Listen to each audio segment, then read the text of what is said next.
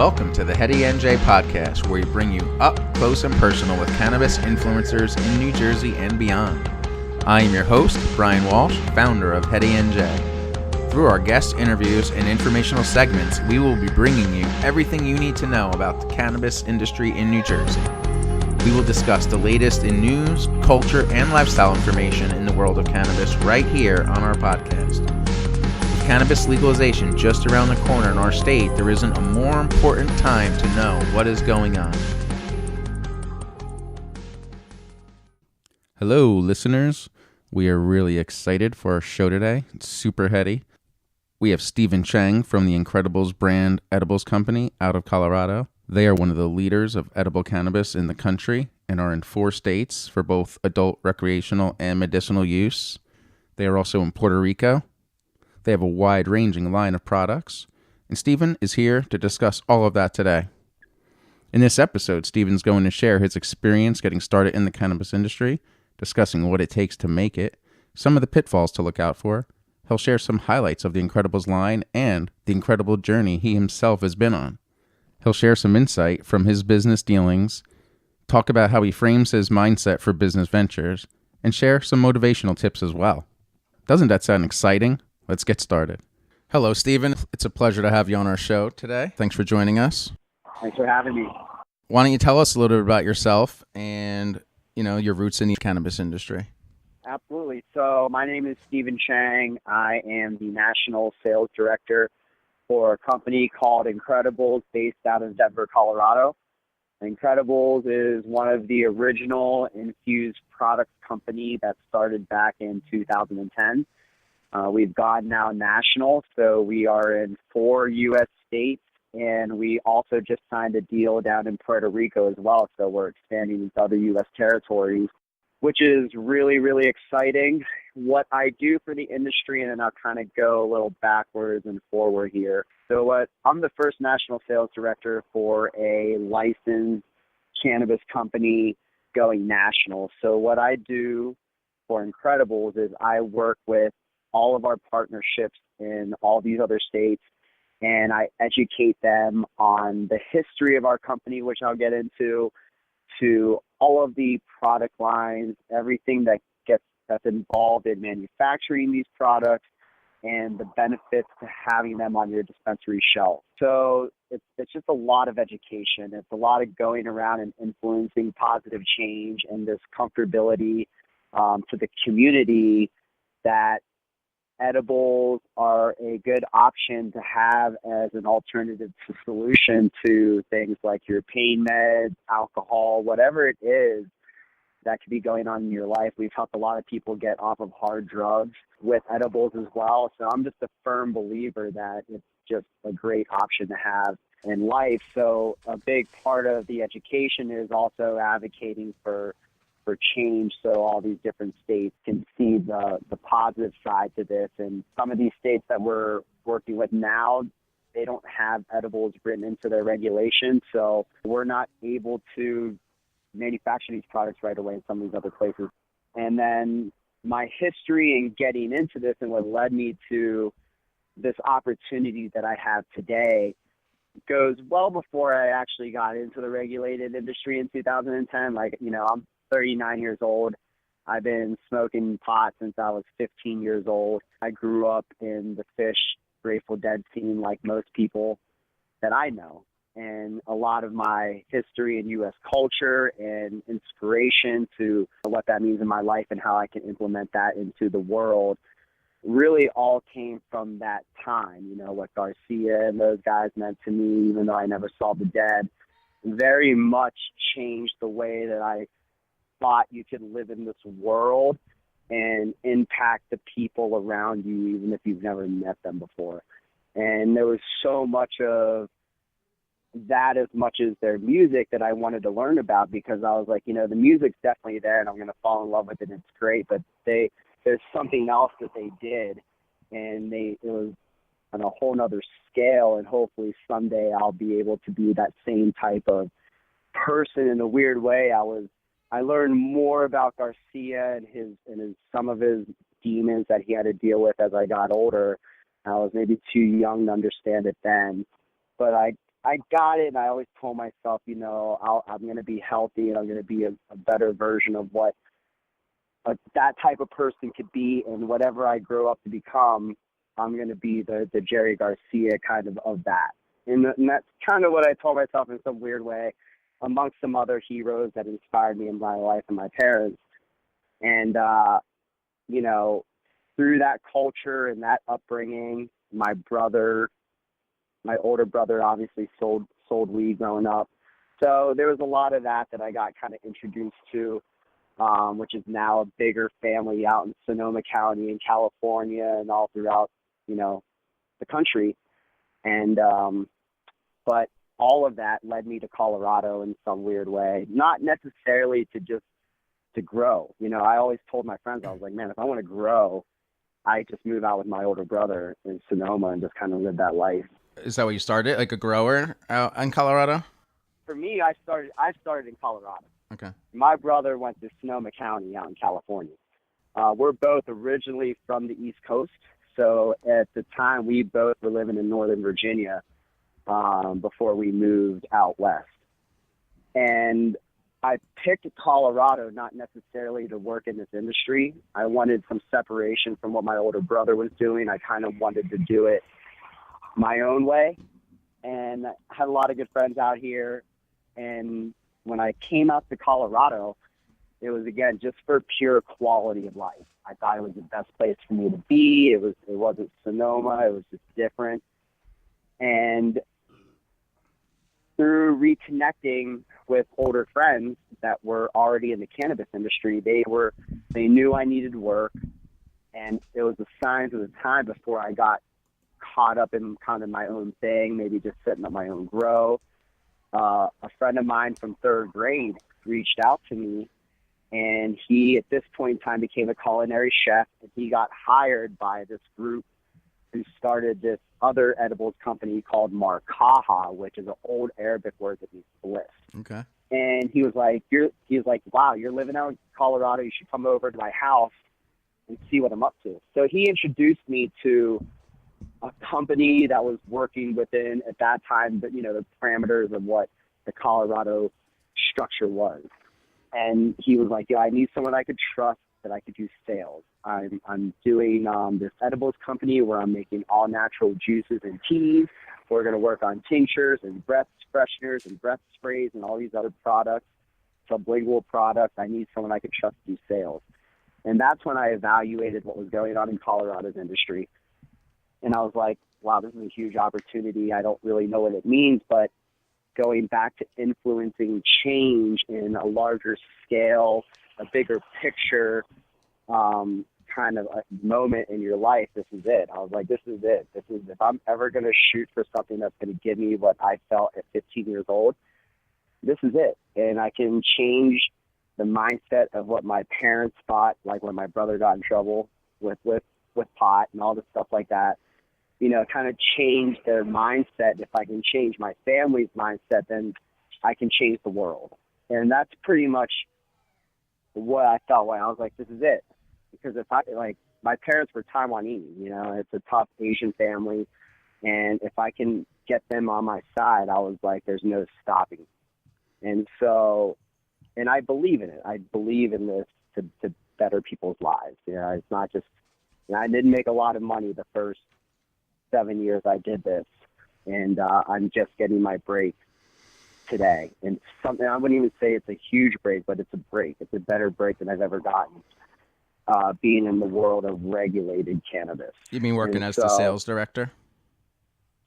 Yeah, I mean, it doesn't pay great, and it's starting to pay better now, but in the beginning, I did sales for this other company for 5 years, and I made more money bartending. I made more money waiting tables. And we keep trying to tell people here in New Jersey that there's not a lot of money in cannabis just yet, and it's interesting to hear that even in Colorado, where it is a legal industry and it's been for a few years, you're just kind of starting to really feel, the profits coming in. Yeah, I tell people all the time, like, I'm the youngest of the three. I didn't go to college. I feel like the first 4 years I did this was my college experience, and I'm paying off my student loan. Well, there you go.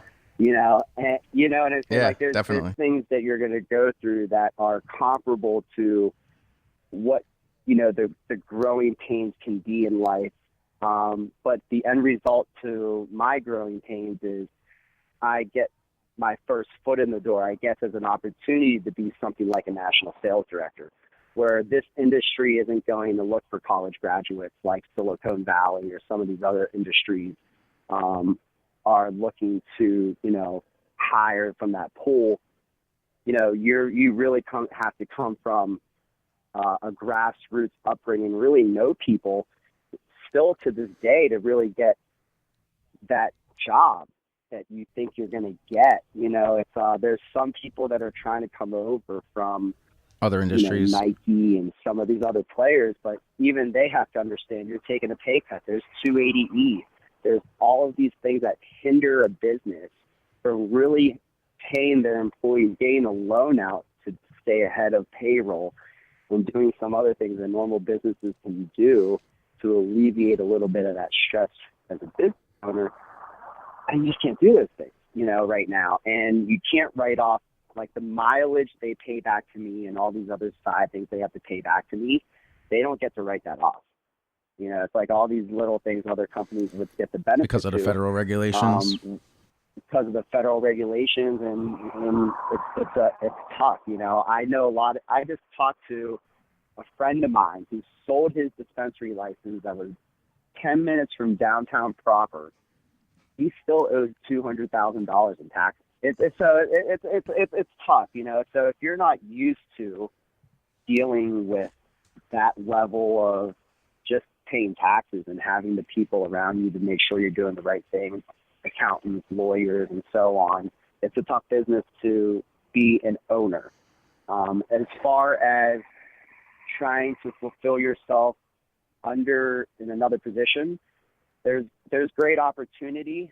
You just have to understand that it's still a really new industry and it's not federally legal yet, and you're gonna take some hits. It's not what people are used to. If you're coming from a lot of experience and coming from a higher executive position, saying, oh, I'm kind of bored and I've been doing this for the last 20 years and I'm tapped out and now I want to get in this because this is the last big rush. This is the green rush. And, I got to get in now. Yeah, there's definitely a lot of people trying to come over, even here in New Jersey. And of course, everyone is a cannabis expert, but a lot of them have never even seen or touched a product. So that's kind of interesting. Yeah. We welcome everyone. Of course, we want more people into the industry, of course. Like you said, there's a 3-year learning curve. Even then, getting your feet wet in the business for 7 years, you're just starting to make some money now. So people have to understand that it's going to take some time. Takes a lot of time. It's like, you always say, I've sacrificed a lot. I've put in my blood, sweat, and tears in everything that I've ever done in my life. Yeah, I've had to work hard. I've had to go through some extensive training programs to get on the floor, whatever. But I've never, and I'm still young, and never in my life have I had to do anything or even I don't even know where I'm pulling this energy from to continue to do it to this day. I think about it all the time, and it's truly a love and passion at this point. I believe in it so much that you would have to handcuff me and throw me in Guantanamo Bay to get me to stop. So for 5 years I did that with that previous company. So to give you a crazy story as to why I even left that company. So right before recreational went in Colorado, January 2014, November of 2013, the largest still to this day recorded medical marijuana raid in history went down, involving a group of Colombians under a dispensary group called VIP Wellness. My company was not bought out by them, but we were renting their kitchen, so they were holding our license. So when they got raided, our facility got raided as well. And there's a much bigger story to this. You can Google it on the Denver Post, VIP Wellness Colombian medical marijuana raid. And there's a lot to the story, but that was kind of the final draw. And it really wasn't the fault to the owner that I worked for, my friend who gave me my first in this industry. It was just, how can we keep going through this? And so I decided to leave after my being so loyal. When I left, Incredibles and several companies wanted to hire me. I was just burned out, and I just wanted to get back to my family. And my brother was like, why don't you come out to California and live with me for a little bit and just relax and enjoy your life? You put so much into this 5 years that you deserve to just enjoy your life for a little bit. And if you want to go back to the cannabis industry, we're not going to fight you on it, but at least assess your life for what's been going on for the last 5 years. And I love my family for that. I went out to Cali. I lived out there shy of 2 years. I went to Taiwan for 45 days and just kind of looked at the world from even the bigger perspective on like the value in my life. And the lesson to that is to everyone to find that value in your life. Like, you're valuable. It doesn't mean you're going to be the richest person in the world or whatever, but you're valuable. And you just need one person out there to lift you up. You don't need 11,000, 100,000 followers on Instagram telling you that you're fucking killing it. Like, so that's a big lesson. But Incredibles was very persistent. They always kept in touch with me and said the nicest things. And I'm like, man, I've never even interviewed with these guys. And they just keep saying the nicest things and calling me and inviting me back to Colorado. And so I told my family, I was like, Incredibles, I always ate their product, like, it's good. And I was like, I guess if I'm going to go back to Colorado and I'm going to give it my all again, I should give them a chance. And so they called me up. I didn't even call them. They actually called me after the 25th conversation. So I wake up one morning and Bob Estino, the president of Incredibles, is calling me. So I pick up and he said, Steven, after weeks and weeks of having these meetings, your name just comes up, and I know that you're not for certain, but we just want to make this final offer. Like, do you want to come back to Colorado and work with us? And we didn't talk about being national sales director. We didn't even talk about the company going national.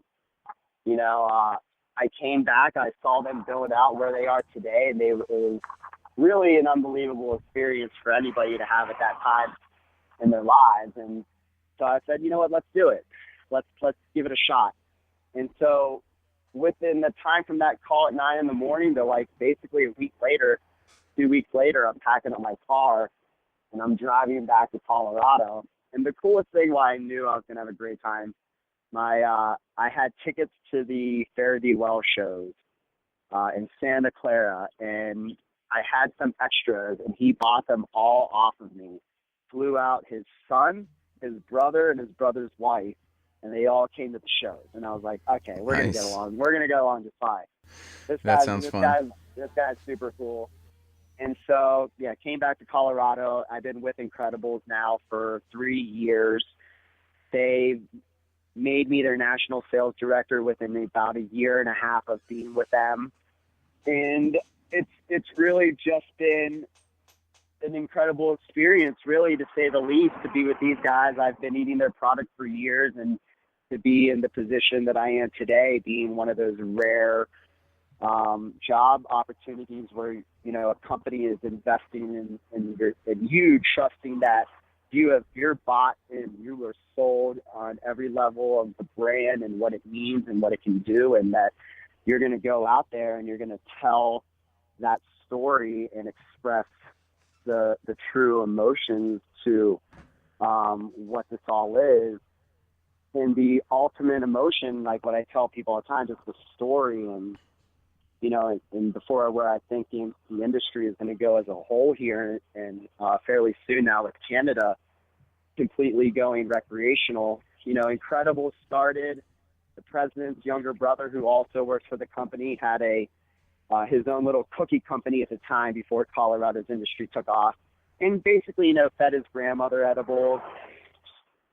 The last few years of her life, she got a better quality of life before she passed away. And Bob, being the older brother, had his own packaging company at the time, and he was convinced that he had to move on from this packaging company and try to start a edibles company and do what they were doing for their grandmother for more people. So he went to our now CEO, this guy Rick Scarpello, who worked for Udi's bread company.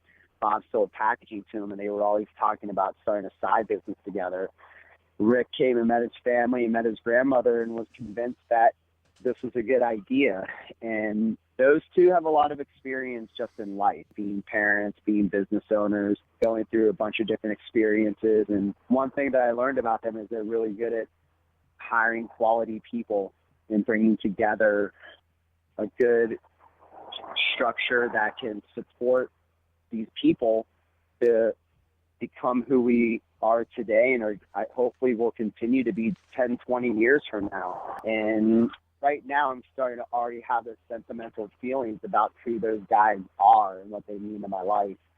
And if I'm still doing this for them 10, 20 years from now, they're like the forefathers. They're like some of the earliest, risk takers to say, this is what we should be doing. Anyways, like, it's just all so crazy and there's so much joy in it and there's still so much chaos, but the world's chaotic in general. And, we just have to do our best to take a hard look in the mirror and say, how do I balance this all for myself? And how does that carry over to, my kids or my wife or my niece or nephew or my friends, my colleagues, and then hopefully I get a good night's sleep. I hope. It's been so much like that, and traveling around the country and kind of working with these bigger partnerships, these people that our partnership in Illinois, which is Green Thumb Industries, the Kolvar family, his grandfather started Bacardi. Oh, wow. So these are big time players. I was told, and I don't know his evaluation, one of these kids that once you become 18, you go becoming now like one of the richest kids in America because you get your trust fund, you get all this stuff, Yeah. And so we're partnering with groups like that. Is Illinois one of your 4 states? Illinois is one of our 4 states, so we're actively on dispensary shelves in Colorado, Nevada, Oregon, and Illinois. Illinois right now being the only medical state, but because Green Thumb Industries is headquartered there, we launched there with them, and we are available in all 54 Illinois medical dispensaries. Oh, wow. 54 and 54. Wow. Here in New Jersey, we have 6. Yeah. I mean, that's definitely not enough. I mean, Canada, they're already out of weed from what I read. Yeah. I saw that. I didn't know if it was a joke or not. Yeah, no, right. It's like the whole country at one time. It's like, how can you truly live up to that promise of something that's so in demand? And I feel like a lot of the reasons why some of these stocks are taken a little bit of a hit is because of these huge evaluations that these companies have put on themselves, but also overpromising what they could deliver. Right. Listen, coming down with one good harvest, you're lucky.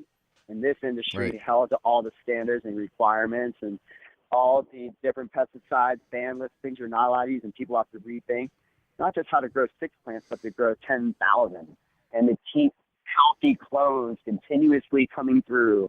And, it sounds easy, and my mom always tells me all the time, and I have to remind myself, things are easy to say, hard to do, even if it means walking down the street.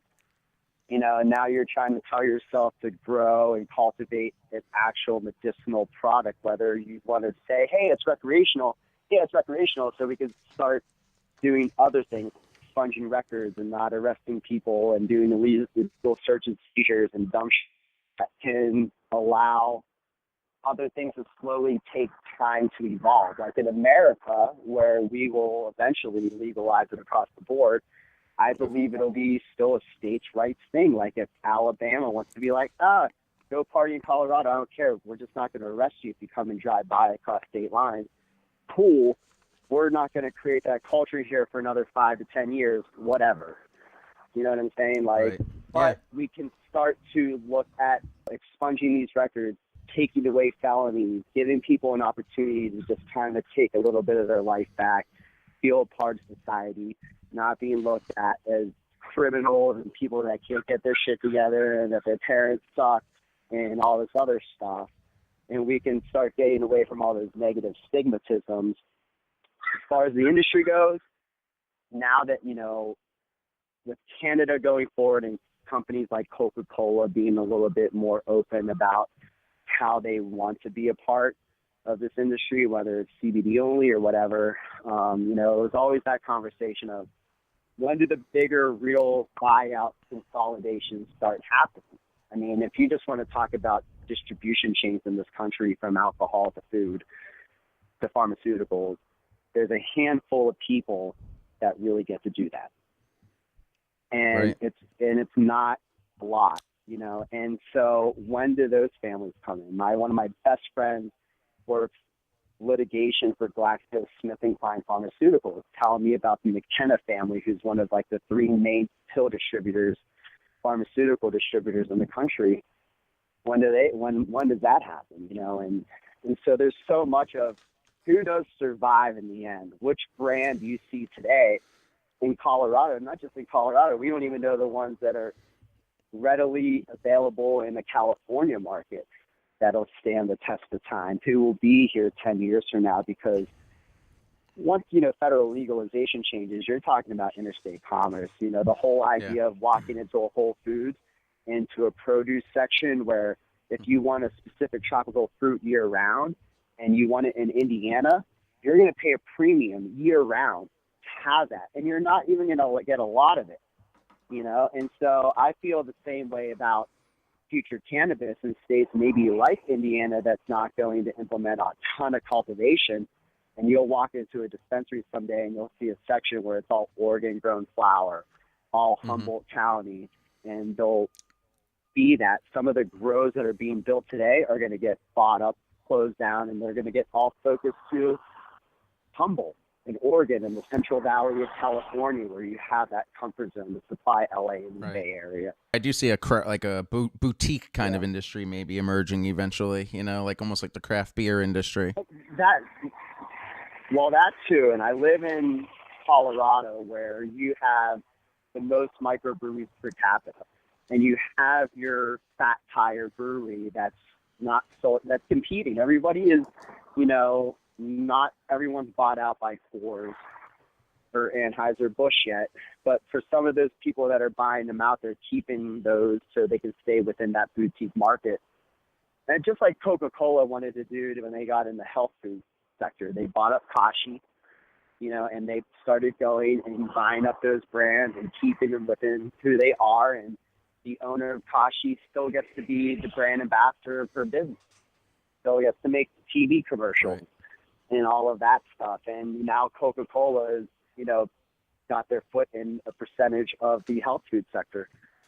And so it's a lot of that is very much going to happen. It's just a matter of when and who survives and gets through that. That's the big road wave that's going to come through. And we just had to act. We're working on what we're doing as a national brand and hopefully being a global brand. We have huge aspirations to be, the Hershey chocolate of the industry, the Coca-Cola of the industry as well. We have those same goals as much as anybody else. But we just had an acquisition out here in California, close friends of ours, a company called Ebu, and they just got acquired for $482 million from growth out of Canada. So it's slowly starting to happen. IP and tech and all of that stuff is slowly starting to get acquired. Where does that go from here on out? I have no idea. But yeah, I think that's the future. That still hasn't happened yet. And but in the meantime, it's just different. It's not. Getting into this game and getting the license to be a dispensary owner is so far from what it was 9 years. When you got Colorado, they started IncrEdibles with $60,000. Wow. Just to apply for the licensing in Maryland was $250,000 was the licensing fee. And that was to win it all. You get to do it all. Vertically integrated, but you all upwards of $2 million to prove that if you did get awarded that license, that you could turn the power on that day and get clones. It's similar in New Jersey. And so, same thing. That's pretty much where it is everywhere. It was like that in Massachusetts. So that's pretty much the model moving forward. Not everybody can play that arena when there's not a lot of banking. Yeah, when you don't have banking, it's kind of hard. And so really it's all these people that are raising capital, right? People that have the ability to do that and then create these huge firms like Acreage Cannabis. So when you get the John Boehners and some of these people that sit on your advisory boards and all that stuff like that, you know? And that's really what the future of ownership is for these licensees. And IncrEdibles is one of a lot of companies that were lucky and great to live in a state that created an affordable model that allowed them to basically be the beta test state and prove themselves worthy as brands that could carry over in other states and hopefully live on to see another day. What type of volume is IncrEdibles doing? We're doing chocolate bars, gummies, mints, and tarts, a wellness line, a full concentrate line, and we have a CBD-only division, which will expand even further across the country. And is that going on now? Is the CBD already expanding? CBD right now is still only in Colorado. We haven't taken it across state lines yet. We're working on that partnership that will allow us supply and demand and drop ship. Right. You know, around the country. It's something that, I'm just very honest about. I grew up in wholesale food distribution with my parents' company, and to scale things out across the country, it definitely takes a lot of infrastructure, and it's just something that we don't have right now, but we definitely know people that love what we do. I think our brand is so strong that it will live on, and people definitely want to help see that through. And I think through the help of these partnerships, we'll be able to be, all over the country, hopefully by summer of next year. Looking forward to it. And speaking of that, could you tell us what is one of the favorite products that you enjoy the most? Oh, yeah. I mean, so to make this real quick, I've been very fair to each product category. So for the chocolate bar, we use white chocolate as a base to make these really unique, fun flavors that just kind of stand out on their own. I love peanut butter as much as anybody else. We have a peanut butter Buddha bar, and it's just not the name, but it's white chocolate and peanut butter with a gluten-free salted pretzel that's broken throughout the bar. Has a sweet savoriness to it. It literally tastes like you just scooped your favorite peanut butter out of a jar. The peanut butter Buddha bar. Okay. Everyone has to get a peanut butter Buddha bar. And we just came out with a brand new bar that we just released a couple weeks ago. It's called the Key Lime Pie Bar. I got to give that one some love as well. It's white chocolate with a key lime chocolate as well, gluten-free, graham crackers. So all of our products are gluten-free, non-GMO. We use as many organic ingredients when available. It's just a really good quality product across the board. So chocolate bars, those are my favorite. The gummy and fruit shoot line that we have, honestly, for that, I love our CBD version. So we have a strawberry 1-to-1 fruit chew where we use organic fruit juice, so you really taste the flavor and the juice as well. And I just love that. I can eat that flavor all day long. So the strawberry CBD fruit chew is my favorite there. For the mints and tarts, I'm a big fan of our fruit tarts. We designed it just like sweet tarts. It's a microdosed product where you get 50 tarts at 2 milligrams of distillate per. So you could just feel comfortable that you can kind of eat a lot of them throughout the day. And you don't have to get too high, or you can get really high. It's really, you can control that scale, which is great. Yeah. The wellness line, it's the tincture. It's purely just MCT oil, THC distillate with there's MCT no alcohol? oil and CBD isolate. Oh, that's great. No alcohol. It's tasteless, odorless, clear like water. It's just really, we created it to help find an easier delivery method for families with kids with epilepsy. Nice. So that's the great. backstory to why that's even apart from our product category. And it's only been released for the past year, and it's now the number two selling tincture in the Colorado market. It's only been out a year. Congratulations. Yeah, and then, thank you. And then our concentrate line, we have, we're fully integrated. So we grow a lot of our in-house genetics. We've patent pending closed loop hydrocarbon extractor. We control every step of the process, and we have some in-house genetics. We have one in-house genetic that we bred called Orange Soda that I'll just kind of talk about. It's the sole rating High Times Best Hybrid Concentrate winner here in Colorado. And it honestly, after you smoke it or dab it, it tastes like you just drank your favorite orange soda, whether that's Fanta, Sunkist, whatever it is. There's this effervescence on the back end that throws people off. They think we do something different to give you that or pump extra terpenes into the concentrate form, but it's just purely what the plant gives us. And it's unbelievable. It's truly just something special. To that and to everything that we do, that's a little bit of everything. We make really awesome vape pens as well that are very convenient. You know, I prefer to still take a dab, but for convenience and discretion, and that's a great way to go.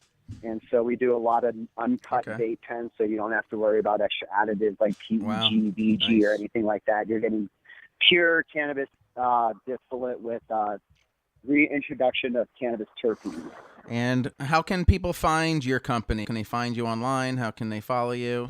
So for online, our website is iloveincredibles.com. That will be the same IG handle. We do have other handles to kind of separate everything that we do. So our extracts page is great. That will be I Love Incredible Extracts. And for our wellness page, that'll just be at Incredible Wellness. And if you want to track our CBD only page, it's still a little small in operation, but we're getting it going. It's at Incredible CBD. It's worth giving all of it a follow, especially as we continue to grow across the country. And, you know, Facebook, if you're on Facebook, you could just look up Incredibles chocolate and infused products, and great store locators on everything, and really in-depth education on the website. There's videos, there's testimonials. You really can get into a lot of what we've evolved to become in the last 8 years, not just from creating these products, but also creating the education. Do you have anything else that maybe you would like to say that we didn't get a chance to ask about, or anything you'd like to say in closing? We appreciate everybody's support. We're doing our due diligence every day to put our best foot forward so we can come into other markets and live up to the expectation of who we are as a company and the people behind it as well. And so we're just looking forward to getting those opportunities as they come. And, you know, we wish everybody to have an incredible life and to, again, work together and to lift each other up and to stay positive. And hopefully we'll hear more of that throughout the emerging industry, more of this compassion and more of this message of unity. Yeah, absolutely. I mean, it's like it's your show, right? You wake up every day and you feel like you get to put on a concert today, and there's all these people that want to come see the show. Everyone has to work together, you know, everyone, production, caterers, everybody, right? And then you go have this show and everyone's just living in this world of joy. And it goes back to the things that just inspire me to be a better, bigger person in this world. And it goes back to simple things like Cheech and Chong and the Grateful Dead, you know? I do know. I do know very much. That's why I'm here too. You know, same thing, same roots, same age. So, you know, we have a lot of similarities. And well, hopefully one day, Heady NJ will get out to the facility out, you know, in Colorado, and can get a tour or something and hang out and enjoy some of the edibles. 100%. You know, that'd be great one day. I would be more than happy to give you All right, great. Tour. Well, thanks so much, Steven Chang from IncrEdibles, and follow him on Instagram, IncrediblesBrand.com, and thank you so much. Oh, thank you very much for your time. It was awesome. That does it for this episode. Be sure to check us out at HeadyNJ.com, on Instagram at Heady_NJ, Facebook Heady NJ, and on Twitter at Heady_NJ. Until next time, keep it heady.